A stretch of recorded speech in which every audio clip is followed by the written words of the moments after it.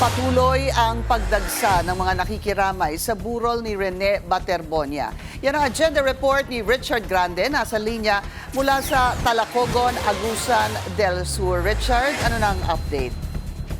Pinky, pahirapan na kung makapasok sa gym ang ika-4 na araw na burol ni Rene Baterbonia. Dagsa kasi ngayon ang mga gustong makiramay mula sa iba't ibang lugar ng Mindanao at mga karatig bayan ng Agusan del Sur. Ayon sa Municipal Information Office, umaabot sa 5,000 ang nasa loob ng gym ngayon. Dagdag pa riyan ang mahabang pila sa labas simula kaninang umaga. Batay sa pagtaya ng Talacogon LGU, nasa 10,000 na ang nakiramay mula kaninang umaga hanggang ngayong hapon.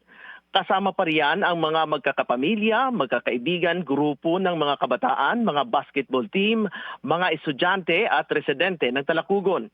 Ngayong araw din, 3 resolusyon ng pagkilala sa husay ni Baterbonia ang ipinagkaloob sa kanya.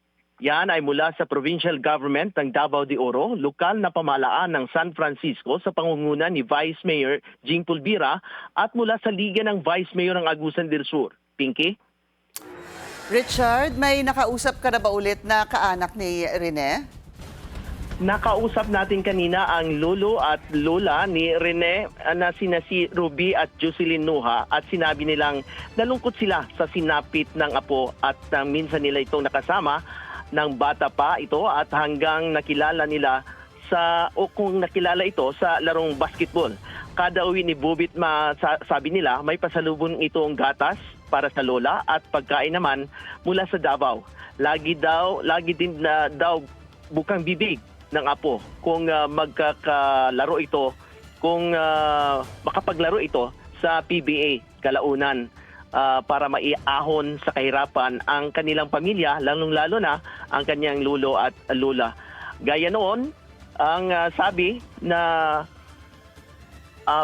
pinagsisigawan ng kanyang lolo at lola na dapat may hustisya daw para sa kanilang apo at gusto nilang malaman ang katotohanan.